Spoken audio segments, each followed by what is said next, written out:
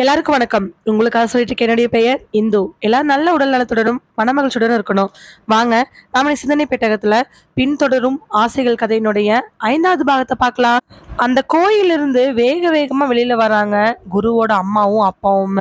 வெளியில வந்தவங்க செருப்பெல்லாம் போட்டுக்கிட்டு டக்குன்னு குருவோட அம்மா குருவோட அப்பாவை பார்த்து, ஏங்க ஒரு ஆட்டோ பிடிங்க, நம்ம ஆஸ்பத்திரிக்கு போவோம் போவோம் நீ சொல்ற சரிதான், அப்படி இப்படின்னு ஒரு 2 நிமிஷத்துக்கு அப்புறமா ஆட்டோ ஒன்று வர கை காட்டி உள்ள ஏறி உட்கார்றாங்க.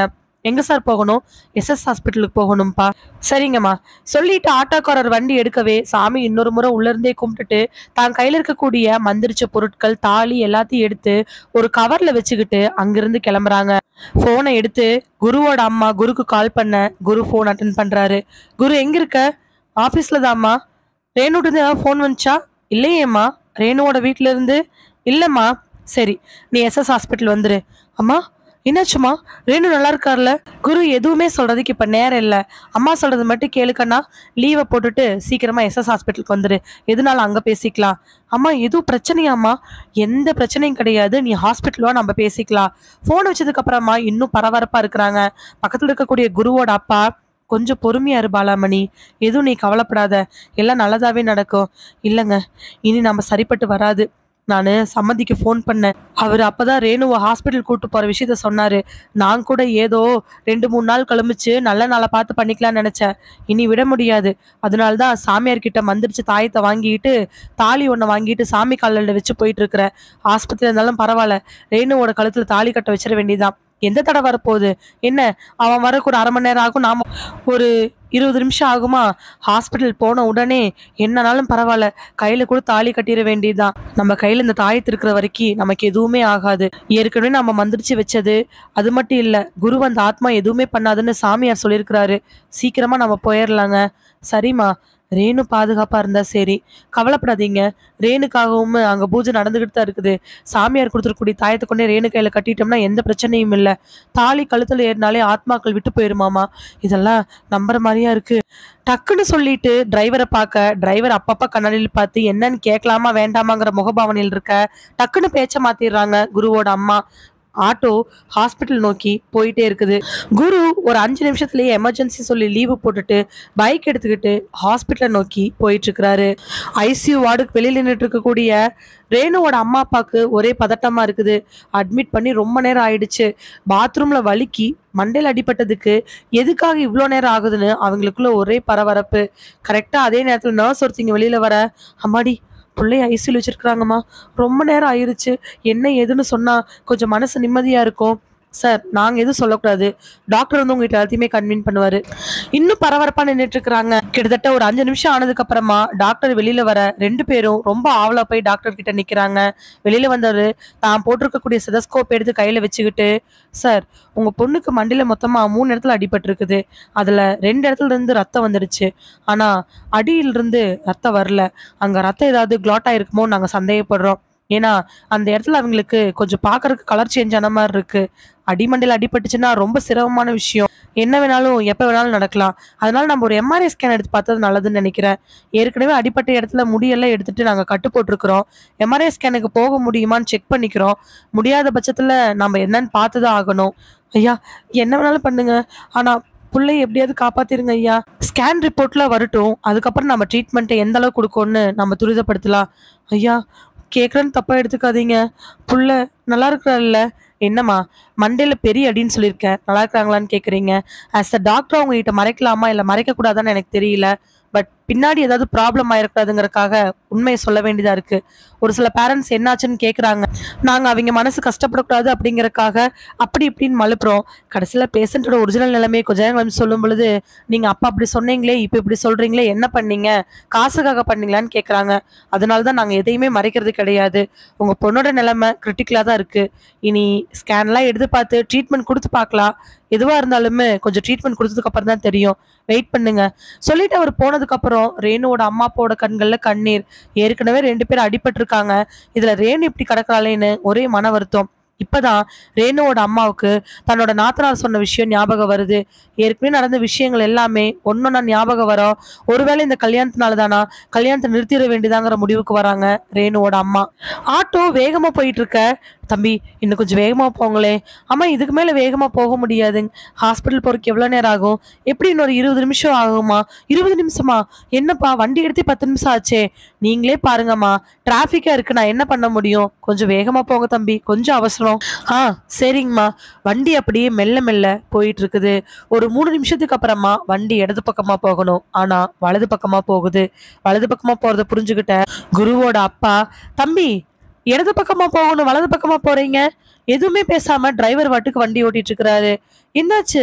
இல்ல பாலாமணி, இடது பக்கமா போறதுக்கு பதிலா வலது பக்கமா போறாரு. தம்பி என்னாச்சுங்க தம்பி? ஏன் நீங்க இந்த பக்கமா போறீங்க? அவங்க மேலும் மேலும் கேட்க டிரைவர் எந்த பதிலும் சொல்லாம வண்டியை ஒரு காட்டு பக்கமா ஓட்டிட்டு போறாரு. ஆட்கள் நடமாட்டம் இல்லாத இடத்துக்கு கூட்டிட்டு போறங்கிறத 2 பேரும் உணர்ந்துகிட்டாங்க. என்னவா இருக்குன்னு நினைக்கிறதுக்குள்ளேயே ஆட்டோ ரொம்ப ஃபாஸ்டா போய் சடனா ஒரு பிரேக் போட்டு அப்படியே ஒரு லெஃப்ட் திரும்ப உள்ள இருந்து ஒரு பயங்கர ஷேக்கோட எல்லா பொருளும் வெளியில வருது. அதுல பாலாமணி, அதாவது குருவோட அம்மா கையில் இருக்கக்கூடிய தாலியோட சேர்ந்த தாயத்து எல்லாமே அப்படியே கீழே விழுந்துருது. கீழே விழுந்து தாலி ஒரு பக்கம் தாயத்து ஒரு பக்கம் சிதறி போக கோவப்பட்ட பாலாமணி, அறிவில்லையாப்பா உனக்கு? இப்படி எல்லாம் சிதற விட்டுருக்குற? உன்னை நினைச்சிட்டு இருக்க நீ உன் மனசுல? நான் இப்ப என்ன பண்ணுவேன்? ஏன் இப்படி பண்ணுன? கேட்ட உடனே டக்குன்னு திரும்பின டிரைவரோட முகத்துல அப்படி ஒரு மாற்றம். கண்ணெல்லாம் ஒரு மாதிரி இருக்க, வாயெல்லாம் நெருவிக்கிட்டு 2 பேர்த்தையும் பார்த்து, என்ன மீறி இந்த கல்யாணத்தை நீங்க நடத்த முடியாது. அவ சன்னியாசியா தான் போயாகணும். அவனுக்கு இந்த உலகத்துல துணைங்கிறதே எதுவுமே இல்லை. நீங்க போய் இந்த கல்யாணத்தை நடத்தினா தானே நடக்கும். அதனால்தான் நான் கண்டிப்பா நடத்த விட மாட்டேன். சொன்ன உடனே டக்குன்னு பாலாமணி புரிஞ்சுக்கிட்டு, ஏங்க நீங்க இறங்குங்க, நம்ம பாத்துக்கலாம். இறங்குங்கன்னு சொன்ன உடனே டிரைவர் மறுபடியும் வண்டி எடுக்க ஆரம்பிக்கிறாரு. வண்டி ஸ்டார்ட் ஆனதை புரிஞ்சுக்கிட்டு குருவோட அப்பா அந்த பக்கமா இறங்க, குருவோட அம்மா கம்பிகளையும் தாண்டி பயனை நினைச்சுக்கிட்டு அப்படியே ஒரு குதி குதிச்சிடுறாங்க. குதிச்சதுல அவங்க கீழே விழுந்து தோள்பட்டையில கொஞ்சம் அடிபடுது. அவங்க 2 பேரும் இறங்கிட்டு ஓடி போய் தாலி எடுக்கிறாங்க. பாலாமணி பாலாமணி தாலி எடுத்துக்கிட்டு தாயத்தை எங்கேயும் தேடி பார்க்க தாயத்து கண்ணிலேயே படல. எந்த புதருக்குள்ள போச்சோன்னு இருக்கும் பொழுது டக்குன்னு பாலாமணி அப்படின்னு ஒரு சத்தம். திரும்பி பார்க்க குருவோட அப்பா அந்த டிரைவர் கிட்ட மாட்டிட்டு நிக்கிறாங்க. டிரைவர் குருவோட அப்பா சட்டையை பிடிச்சுக்கிட்டு பின்னாடி கையில ஒரு இரும்பு கம்பியோட குருவோட அப்பா மண்டையில குறி வச்சு நின்றுட்டு இருக்கிறாரு. என்ன என்ன இப்படி பண்ற? நான் போலீஸ்க்கு ஃபோன் பண்ணுவேன். ம், போலீஸா? தாராளமா பண்ணு. அதை பத்தியெல்லாம் எனக்கு எந்த விதமான ஆட்சேபனையும் கிடையாது. இங்க பாரு, மரியாதையா அவரை விட்டுரு. விட்டுற, ஆனா கையில் இருக்க தாலி தூக்கி அந்த புதருக்குள்ள போடு. இல்ல, முடியாது. முடியாதா? அப்ப சரி, உன் பையன் கல்யாணம் நடக்கணும் அப்படின்னா நீ தாலி அறுத்துக்கோ. இப்போ உன் புருஷனோட தலையில இதை ஓங்கி ஒரு அடி அடிச்சுன்னு வச்சுக்கோ, அவ்வளோதான். கபாலம் கழுந்தால் செத்து போயிடுவான். அதுக்கப்புறம் எந்த பிரச்சனையும் இல்லை. நீ தாராளமா இங்கிருந்து முடிஞ்சா தாலி தூக்கிட்டு போய்க்கோ. சொன்னதுக்கு அப்புறமா என்ன பண்றதுன்னு தெரியாம பாலாமணி நின்றுட்டு இருக்கிறாங்க. பாலாமணி நின்றுட்டு இருக்கவே குருவோட அப்பா அந்த டிரைவரை அப்படியே பின்னாடி காலோட முட்டியில ஓங்கி ஒரு உதைக்க கையில் இருக்கக்கூடிய கம்பி கீழே விழுந்து அந்த டிரைவர் பின்னாடி போய் விழுந்துடுறாரு. பாலாமணி வா, நம்ம ஓடிடலாம். பாலாமணியோட கையை பிடிச்சுக்கிட்டு வேக வேகமா 2 பேர் நடக்க டிரைவர் உடம்புல இருக்கக்கூடியது ஆத்மாங்கிறதும் தெரிஞ்சும் போராட்டத்தை தொடர்றாங்க. அந்த இரும்பு கம்பி எடுத்து பாலாமணியோட ஹஸ்பண்ட் காலில், குருவோட அப்பாவோட காலில் டிரைவர் போட அவர் ஒரே நிமிஷத்துல ஐயோன்னு கத்திட்டு போய் கீழே விழுகிறாரு. மண்ணில் விழுந்தவருக்கு கை கால் எல்லாம் சிறப்பாயிடுது. அங்கங்க ரத்தங்களும் வர ஆரம்பிச்சிருது. பாலாமணி தாலியை கெட்டியா பிடிச்சுக்கிட்டு கணவருடைய கையை பிடிச்சு வாங்க வாங்கன்னு கூப்பிட அவர்னால அங்கிருந்து எந்திரிக்கவே முடியல. டிரைவர் கையில் அந்த இரும்பு கம்பியோட வேகமா வர பாலாமணி கணவனை தூக்க பார்க்க அவர்னால எந்திரிக்க முடியல. பாலாமணி, நீ இங்கிருந்து போயிரு. எனக்கு என்னாலும் பரவாயில்ல. குருவை தாலி கட்ட சொல்லு. ஆண்டவ இருக்கிறா, நீ போயிரு. ஆனா பாலாமணிக்கு கணவரை விட்டுட்டு போறதுக்கு மனசே கிடையாது. கொஞ்ச நேரத்திலேயே டிரைவர் வந்து பாலாமணியோட கணவரோட கையில காலை வச்சு மிதிச்சு அந்த இரும்பு கம்பியை ஓங்கி போட போக பாலாமணி உடனே, வேண்டா, நான் தாலி தூக்கி போட்டுறேன், தயவு செஞ்சு வேண்டாம், நான் தாலி தூக்கி போட்டுறேன், போடு. ஆக்ரோஷமான குரல் வரவே அந்த தாலியை தூக்கி ஒரு புதருக்குள்ள போட்டுடுறாங்க. மனசே இல்லை. சாமி கிட்ட வேண்டிட்டு வந்து மந்திரிச்சு வந்த தாயை தங்க கிடக்குது. தாலி சாமி பாதத்துல வச்சது இப்படி கிடக்குது. என்ன பண்ண போறதுன்னு நினைச்சுக்கிட்டு இருக்க. அதே நேரத்துல அந்த டிரைவரு, இனிமேல் நான் விடுவேன்னு நினைச்சுக்கிட்டியா? நீ இங்கிருந்து போய் ஏதாவது வழியில கல்யாணம் பண்ணி கொடுத்துருவ. அதனால உன்னையும் உன் புருஷனையும் நான் இங்கேயே கொல்ல போறேன். அந்த வார்த்தையை கேட்ட பாலாமணிக்கு உடம்பு முழுவதும் கோபம் வர ஆரம்பிக்குது. கணவர் மண்டையை நோக்கி போயிட்டு இருக்கக்கூடிய இரும்பு கம்பியை கூட கவனிக்காம அங்க இருக்கக்கூடிய ஒரு பெரிய கல் எடுத்து டிரைவர் மேல தூக்கி போட, டிரைவர் மண்டையில போய் சரியா பட்டு கையில இருக்கக்கூடிய இரும்பு கம்பி கீழே விழுக, அது கொஞ்சம் என்னமோ குருவோட அப்பா மேல விழுகுது. அவருக்கு லைட்டா அடிபட்டாலுமே டிரைவர் மண்டை அப்படியே பொளந்துருது. டிரைவர் ஒரு ஓரமா போய் விழுக, இதுதான் நேரம்னு சொல்லிட்டு கணவருக்கு எந்திரிச்சிருங்க, என்னனாலும் பரவாயில்ல, நம்ம இங்கிருந்து ஓடிடலாம் அப்படின்னு சொல்ல அவரும் உந்து எந்திரிக்க மண்டையில பட்ட காயத்துல இருந்து டிரைவர்னால மீளவே முடியல. அதுக்குள்ள மறுபடியும் அந்த இரும்பு கம்பி எடுத்து டிரைவர் காலில் 2 அடி அடிக்க டிரைவர் அப்படியே கீழே சுருண்டு விழுந்துடுறாரு. நிச்சயமா 2 பேர்த்தையும் பிடிக்க முடியாதுன்னு நம்பிக்கை வந்ததுக்கு அப்புறமா 2 பேரும் அப்படி இப்படின்னு நொண்டி நொண்டி ஓடி வந்து ரோட்டு பக்கமா வந்துடுறாங்க. எவ்வளோ நேரம் ஓடுனாங்கன்னு தெரியாது. ஆனா ரொம்ப வேகமா ஓடி வந்து நிக்கிறாங்க. இருந்தாலும் அந்த இடத்துல ஒரு காக்கா கூட இல்ல. அந்த ரோட்ல இருந்து மெயின் ரோட்டுக்கு போகணும்னா இன்னும் கிட்டத்தட்ட 600ல இருந்து 800 மீட்டர் நடந்து போகணும். எப்படி போறதுன்னு தெரியாம அந்த நேரத்துல மூச்சு வாங்கிட்டு அங்க நிக்க, பின்னாடி திரும்பி பார்க்க காலை நொண்டிக்கிட்டு டிரைவர் அங்கிருந்து நடந்து வந்துட்டு இருக்கிறாரு. ஹாஸ்பிட்டலுக்குள்ள குரு வேகமா வந்து இங்க என்ன விசாரிக்கிறதுன்னு தெரியாம அம்மாவுக்கு ஃபோன் பண்ணி பார்க்க, அம்மா ஃபோனை எடுக்கவே இல்லை. சரி, எதுக்கும் ரேணுவோட பேரை கேட்போம் அப்படின்னு சொல்லிட்டு ரேணுவோட பேரை கேட்க கரெக்டா ரேணு ஐசியூ இருக்குன்னு சொல்றாங்க. பதறி போனவன் வேக வேகமா ஐசியூ நோக்கி போறான். ரேணுவை கேட்டா ஒருவேளை தெரிஞ்சிருக்கும், ஒருவேளை அவங்க அப்பாவை கொண்டாந்து அட்மிட் பண்ணிருப்பான்னு நினைச்சவனுக்கு ரேணுவே அட்மிட் ஆயிருக்க விஷயம் கொஞ்சம் அதிர்ச்சியா தான் இருக்கு. அம்மா அதனாலதான் விஷயத்த நம்ம கிட்ட சொல்லியோ நினைச்சுக்கிட்டு அந்த ஐசியூ நோக்கி போறான். 2 மாடி ஏறி ஐசியூ போக அங்க இருக்கிற ரேணுவோட அப்பா அழுதுகிட்டே குரு கிட்ட வர, ரேணுவோட அம்மா மட்டும் எதுவுமே பேசாம அப்படியே நின்றுட்டு இருக்கிறாங்க. என்னாச்சு மாமா? ரேணு பாத்ரூம்ல வலிக்கு விழுந்துட்டாமாப்ல. எப்படி மாமா? பின்னாடி இருக்கக்கூடிய ரேணுவோட அம்மா, எல்லாம் உங்க ஜாதகம் தான் அத்தை. அத்தையா? எல்லாம் உங்கனாலதான். முதல்ல என் கை உடைஞ்சிச்சு, அடுத்து இவங்க அப்பா கட்டிப்பட்டுச்சு, இப்ப ரேணு. உங்களுக்கு முன்னாடி கல்யாணம் எப்படி நின்று போச்சுன்னு எங்களுக்கு நல்லாவே தெரியும். நாங்க அதை பத்தி பெருசா எடுத்துக்கவே இல்லை. ரேணுவோட ஃப்ரெண்டு கையல் ஏற்கனவே ரேணு கிட்ட சொல்லியிருக்கா. ரேணு போட்டு மனசை குழப்பிக்கிட்டு இருந்தான். நான் தான் அதெல்லாம் நம்பாதமான்னு சொல்லி மனசை ஆறுதல் படுத்தி வச்சிருந்தேன். எனக்கு என் புருஷனுக்கு ஆனது கூட பரவாயில்ல, கல்யாணம்னா சரியா போயிருமோன்னு நினைச்சு விட்டோம். ஆனா இப்ப என் பொண்ணுக்கு இப்படி ஆயிடுச்சு. இதுக்கு மேல வேண்டாங்க, நான் சொல்றேன், என் பொண்ணை விட்டுருங்க.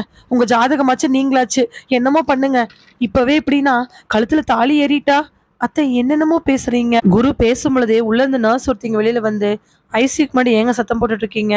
இல்லைங்க. இவர் யாரு? என் பொண்ணுக்கு பார்த்த மாப்பிள்ளைங்க. கொஞ்சம் அமைதியா இருக்கீங்களா? சொல்லிட்டு நர்ஸ் உள்ள போகவே உள்ள போன நர்ஸோட கண்கள்ல ரேணு ஏதோ வித்தியாசமா படுறா. ஏன்னா அவளோட உடம்பெல்லாம் ஏதோ கலர் சேஞ்ச் ஆக ஆரம்பிக்குது. பச்சை கலர்ல மாற ஆரம்பிக்குது. டாக்டரை கூட்டிட்டு வரலாம் அப்படின்னு சொல்லிட்டு திரும்புறதுக்கு முன்னாடியே ரேணுவோட பல்ஸ் எல்லாம் குறைஞ்சு திடீர்னு ரேணுவுக்கு வலது கையும் இடது காலும் இழுக்க ஆரம்பிக்குது. பக்கவாதம் கேள்விப்பட்டிருக்கோம், ஆனா வலிப்பு இந்த மாதிரி பார்த்ததே கிடையாது. வெளியில வந்த நர்ஸு டாக்டர் டாக்டர்னு கத்திக்கிட்டே ஓட வெளியில் இருக்கக்கூடிய 3 பேரும் சண்டையை விட்டுட்டு அங்க கவனிக்க ஆரம்பிக்கிறாங்க. நர்ஸ் ஓடின வேகத்திலேயே 2-3 டாக்டர்ஸ் ரேணுவோட ரூம்குள்ள போக நர்ஸ் ஒருத்திங்களை மட்டும் டக்குன்னு பிடிச்சு, என்னாச்சுமா? உங்க பொண்ணுக்கு ஃபிக்ஸ் வந்துருச்சுங்க, உடம்பெல்லாம் பச்சை கலர்ல மாற ஆரம்பிச்சிருச்சு, என்னன்னு தெரியல. பரபரப்புல நர்ஸ் அந்த வார்த்தையை சொல்ல வெளியில இந்த 3 பேத்துக்கும் தூக்கி வாரி போடுது. அவன் வரா, வாங்க நம்ம வேகமா ஓடிடலாம். இரும்பு கம்பி தூக்கிட்டு வந்துட்டு இருக்கக்கூடிய அந்த டிரைவரை பார்த்ததுக்கு அப்புறம் இவங்க 2 பேர்த்தோட வேகமும் எல்லாத்தையும் மறந்துட்டு வயசை கூட மறந்துட்டு வேகமா போறாங்க. 1/2 கிலோமீட்டர் போனதுக்கு அப்புறமே அங்க ஒரு வண்டி வர அந்த வண்டி கை நீட்டுறாங்க. அந்த வண்டி நிக்க அது ஒரு மினி டெம்போ. எட்டி பார்க்க டிரைவரு மாலை போட்டிருக்கிறாரு. என்னம்மா விஷயம்? தம்பி ரொம்ப அவசரம், உங்களை கெஞ்சி கேட்குறோம், எங்களை எஸ்எஸ் ஹாஸ்பிட்டல் இறக்கி விட்டுறீங்களா? நான் அந்த பக்கம் போகலம்மா. தம்பி மாலை போட்டுக்கிறீங்க, உங்களை அந்த ஐயப்பனாவே நான் பார்க்குறேன், எப்படியாவது இறக்கி விட்டுருங்க தம்பி, உயிர் விஷயம். சரி ஏறுங்கம்மா. வண்டியில் ஏறி உட்காந்து வண்டி ஹாஸ்பிட்டலை நோக்கி போக ஆரம்பிக்குது. பலமணி, தாலியெல்லாம் அங்கே விட்டுட்டு வந்துட்டோமே, என்ன பண்ணுறது எனக்கு ஒன்றும் புரியவே இல்லையே. இருங்க, நம்ம இப்போ இங்கிருந்து போகிறதா முக்கியம், ஏதாவது யோசிப்போம். டக்குன்னு மாலை போட்டிருக்க அந்த டிரைவரு, என்னம்மா விஷயம்? தம்பி எங்களுக்கு அவசரமாக ஒரு தாலி வேணும், நாங்கள் வாங்கின தாலி அப்படியே காட்டுக்குள்ளே விழுந்துருச்சு, என்ன பண்ணுறேன்னு எங்களுக்கு தெரியல. டக்குன்னு யோசிச்ச டிரைவரு, அம்மா அங்கே ஒரு டேஷ்போர்ட் இருக்குல்லம்மா, அதை திறங்களேன். திறந்த உடனே கையை விடுங்களேன். கையை விட்டு பார்க்க குங்குமம், சந்தனம், திருநீர், மஞ்சள்னு எல்லாமே இருக்குது. அதில் இருக்க மஞ்சளை எடுங்கம்மா. மஞ்சளை எடுக்க உடனே அப்படியே ஐயா தப்பா எடுத்துக்கிட்டீங்கன்னா உங்களுக்கு அந்த பக்கமா ஒரு பேக் இருக்குது பாருங்களேன். அவர் அப்படி இப்படின்னு பார்த்து சின்னதா ஒரு பேக் கண்டுபிடிக்கிறாரு. ஆமா தம்பி, அந்த பேக் எடுங்களேன். எடுக்கவே உள்ளுக்குள்ள சாப்பாடு கட்டுறதுக்கு வெள்ளை கலர் நூல் வச்சிருக்கேன், அதை எடுத்துக்கங்களேன். வெள்ளை கலர் நூலையும் மஞ்சளை பார்த்த உடனே கையெடுத்து கும்பிடுறாங்க குருவோட அம்மா. குருவோட அம்மா இப்படி பண்றதை பார்த்துட்டு குருவோட அப்பா, என்ன பலாமணி என்னாச்சு? ஏனுங்க, வெள்ளைக்கயிறு இருக்குது, மஞ்சளை நினைச்சு மஞ்சக்கயிறு ஆக்கிடலாங்க. நல்லதாங்கன்னு, நல்ல ஐடியா தம்பி, ரொம்ப நன்றிங்க தம்பி. பரவாயில்லைங்க ஐயா, ஏதோ நல்ல காரியத்தை கேட்குறீங்க. சாப்பாடு கட்டுறதுக்காக எப்போவுமே நூல் ரப்பர் பேண்ட் இதெல்லாம் வச்சுருப்போம். மாலை போட்டிருக்கறனால சந்தனம், குங்குமம், மஞ்சள், திருநீர் எல்லாமே இருக்குங்க ஐயா. அதனால நீங்கள் இதை வச்சு பண்ணிக்கங்க. சுற்றி முற்றி பார்த்ததுக்கு அப்புறமா, அம்மா தப்பா எடுத்துக்க வேண்டாம், கீழே பார்த்தீங்க அப்படின்னா பேப்பர் டம்ளர்லாம் இருக்கும், அது ஏற்கனவே பயன்படுத்தின ஒரு டப்பாக்குள்ளே போட்டு வச்சிருக்கிறோம், தப்பா எடுத்துக்க வேண்டாம். ஐயப்ப சாமிக்கு மாலை போட்டிருக்கிறீங்க, அதெல்லாம் எந்த கவலையும் இல்லைப்பா. பின்னாடி திரும்பி பின்னாடி இருந்து ஒரு பையை எடுத்து அதுக்குள்ள ஒரு சில்வர் டப்பா இருக்குது.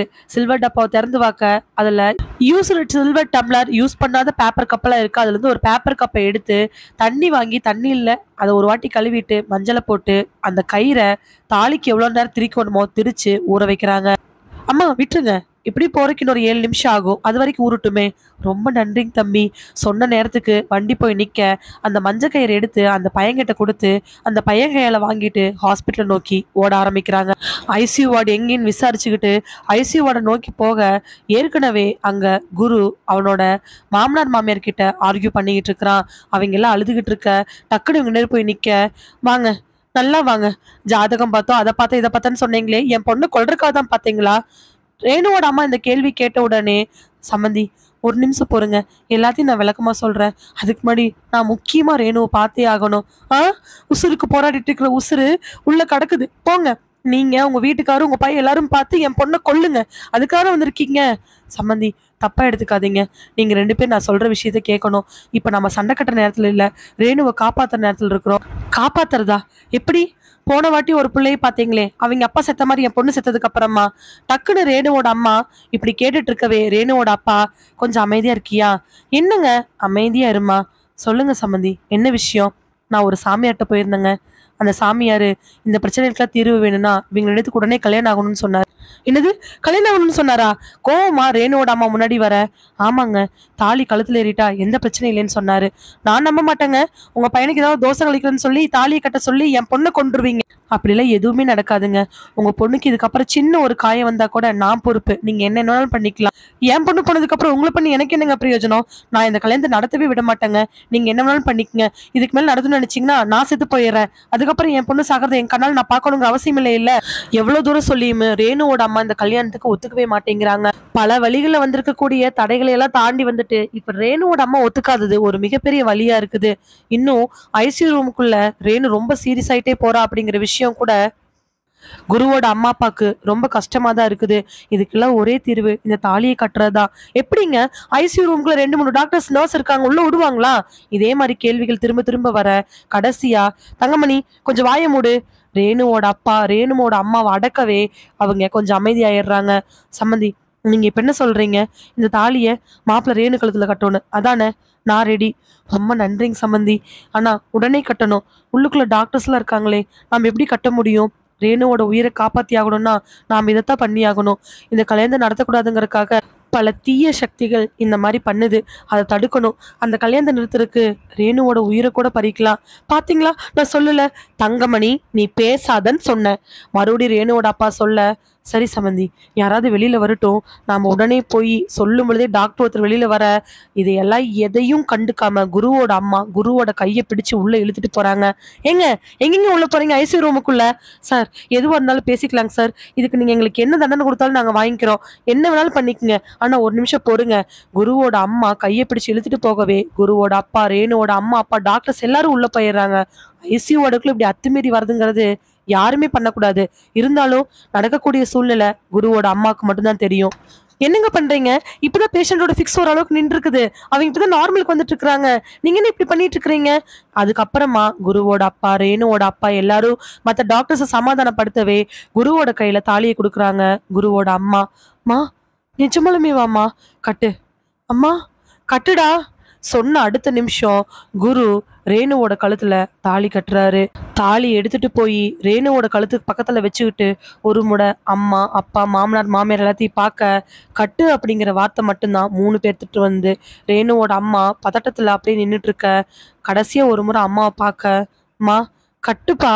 அடுத்த வார்த்தை எதுவும் கேட்காம ரேணுவோட கழுத்துல 3 முடிச்ச போடுறாரு. நர்ஸ் ஒருத்திங்க அப்படியே ரேணுவை தாங்கி பிடிக்க, ஒரு புறம் குருவோட அம்மா தாங்கி பிடிக்க ரேணுவோட கழுத்துல ஒவ்வொரு முடிச்சா போட ஆரம்பிக்கிறாரு குரு. 3 முடிச்ச உடனே ரேணுவோட பல்ஸ் ரேட் அப்படியே நார்மல் லெவலுக்கு வர ஆரம்பிக்குது. ரேணுவோட கழுத்துல தாலி ஏறின உடனே குருவோட அம்மா எல்லார் பக்கத்துலயும் திரும்பி, எல்லாரும் எங்களை மன்னிச்சுக்குங்க, இது எங்களோட சூழ்நிலை. அறிவியலுக்கும் மீறி மருத்துவத்துக்கும் மீறி இந்த உலகத்துல கெட்ட சக்திகளும் நல்ல சக்திகளும் இருக்குது. அப்படிப்பட்ட கெட்ட சக்தியை இங்கிருந்து விரட்டணுங்கிறதுக்காக தான் நாங்கள் இப்படி பண்ணணும். இதுக்கு நீங்களே என்ன தண்டனை கொடுத்தாலும் பரவாயில்ல, நாங்கள் வெளியில் வெயிட் பண்ணுறோம் சொல்லிட்டு எல்லாரையும் கூட்டிட்டு வெளியில் வந்துடுறாங்க. என்ன நடக்குது ஏது நடக்குதுன்னு அங்கே இருக்கிற டாக்டர்ஸ்க்கு ஒன்றுமே புரியல. வெளியில் வந்து ஒருத்தர் மூஞ்சியை பார்க்க குருவோட அம்மா ரேணுவோட அம்மாவை சமாதானப்படுத்தன்னு இப்படியே நகர்ந்துகிட்டு இருக்குது.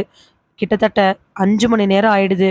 5 மணி நேரத்துக்கு அப்புறமா டாக்டர் ஒருத்தர் ஐசியூ ரூம்லேருந்து வெளியில் வந்து, சார் உங்கள் பொண்ணுக்கு எல்லா ஸ்கேனும் முடிச்சாச்சு, கம்ப்ளீட்டாக செக் பண்ணியாச்சு, அவங்களுக்கு எந்த ப்ராப்ளமும் இல்லை, கிரிட்டிக்கலான சூழ்நிலையில் வந்தாங்க, ஆனால் இப்போ ரொம்ப நல்லா இருக்காங்க, எப்படின்னு தெரியல, பட் இதெல்லாம் மிராக்கள் தான், உங்கள் பொண்ணோட உடம்புக்கு எதுவுமே இல்லை, அவங்க நல்லா இருக்காங்க, மண்டையில் அடிப்பட்ட காயங்கள் அப்புறம் அடிப்பட்ட இடத்துல இருக்கக்கூடிய சின்ன ஒரு மாதிரியான வீக்கம், இதுக்கெல்லாம் நாங்கள் ட்ரீட்மெண்ட் பண்ணிட்டு இருக்கிறோம்.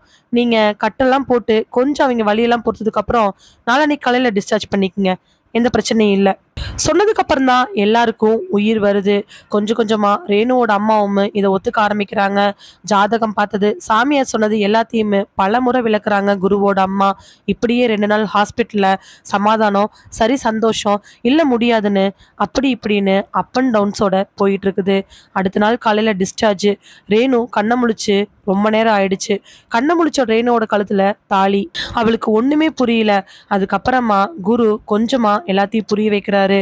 என்னங்க சொல்றீங்க? எதை பத்தியும் நீ யோசிக்க வேண்டாம், பொறுமையா இரு. அதான் கல்யாணம் ஆயிடுச்சுல்ல, நம்ம இதை பத்தி பேசி நம்ம மறுபடியும் மண்டைக்குள்ள போட்டு குழப்ப வேண்டாம். நீ நல்லாகு, அதுக்கப்புறம் இதை பத்தி பேசிக்கலாம். டிஸ்சார்ஜுக்கான எல்லா வேலையும் பார்த்துட்டு ரேணுவை டிஸ்சார்ஜ் பண்ணி வெளியில கூட்டிட்டு வராங்க. ரேணு திரும்ப திரும்ப எல்லாருக்கிட்டையுமே, நிஜமாலுமே கல்யாணம் ஆயிடுச்சா, இல்ல கல்யாணம் ஆயிதான் அடிபட்டனா, ஒரு படத்துல ஹீரோக்கு அடிபட்டு கல்யாணமே ஆனது தெரியாம இருப்பார்ல, அந்த மாதிரிக்கு ஏதாவது ஆயிடுச்சா, என்னாச்சுமா என்னாச்சத்த, இதே கேள்விகளை கேட்டுட்டு இருக்க. எல்லாரும் பதில் சொல்லாம சைட்டா ஒரு சிரிப்போட அங்கிருந்து வெளியில வராங்க. டிஸ்சார்ஜ் ஆகி வெளியில வந்து நடந்து வந்து நிற்கக்கூடிய ரேணு எல்லாரும் முன்னாடி போக டக்குன்னு நின்னறா. நின்னதுக்கு அப்புறமா கைப்பிடிச்சு தாங்களா கூட்டிட்டு வந்துருக்கக்கூடிய குரு, என்னாச்சு ரேணு? ரேணு அப்படியே நிக்க பக்கத்துல நிற்கக்கூடிய குரு என்னாச்சுன்னு கேட்க, குருவோட அம்மா அப்பாவும் ரேணுவோட அம்மா அப்பாவும் ரேணுவையே பாக்குறாங்க. உடனே குருவோட அம்மா, என்னாச்சுமா ஏன் நிக்கிற? ரேணு எதுவுமே பேசாம அந்த பக்கம் இந்த பக்கம்னு மாறி மாறி பார்க்க, என்னாச்சுமா? ரேணுவோட அம்மா கேள்வி கேட்டதுக்கு அப்புறம், அம்மா இப்போ நான் நம்ம வீட்டுக்கு வரட்டுமா, இல்ல எங்க வீட்டுக்கு போகட்டுமா? இந்த கேள்வியை கேட்ட உடனே அங்க இருக்கிற எல்லாருடைய முகத்திலையும் அப்படி ஒரு சிரிப்பு. பாத்தீங்களா, நம்ம வீட்டுக்கு வரட்டுமா எங்க வீட்டுக்கு போகட்டுமான்னு கேக்குறா உங்க பொண்ணு. தாலி கட்டினதே தெரியாது, இதுல உங்க வீடு ஆயிடுச்சா? இல்லம்மா, ஜென்ரலா தாலி கட்டினா அது எங்க வீடு தானே, அதனாலதான் கேட்டேன். ரேணு மறுபடியும் இப்படி சொல்லவே ரேணுவோட அம்மாவுக்கே மனசெல்லாம் சந்தோஷமாயி நிஜமாலுமே ரொம்ப சந்தோஷமா சிரிக்கிறாங்க. எல்லாரும் சிரிச்சதுக்கு அப்புறம் இப்போ எல்லாருக்கும் இருக்கக்கூடிய குழப்பம், ஆமா ரேணுவ குரு வீட்டுக்கு கூட்டிட்டு போறதா இல்ல ரேணுவோட வீட்டுக்கு கூட்டிட்டு போறதா அப்படின்னு. சரி, அவங்க ஏதோ ஒரு முடிவு எடுக்கட்டும். இதோடு இந்த கதை நிறைவடைகிறது. இதே மாதிரி கதைகளை கேட்க மறக்காம சிந்தனை பெட்டகத்துக்கு வாங்க. மறுபடியும் வேறு ஒரு கதையோட உங்களை சிந்தனை பெட்டகத்துல சந்திக்கிறேன். அது வரைக்கும் நன்றி. மகிழ்வித்து மகிழ்ந்திருங்கள்.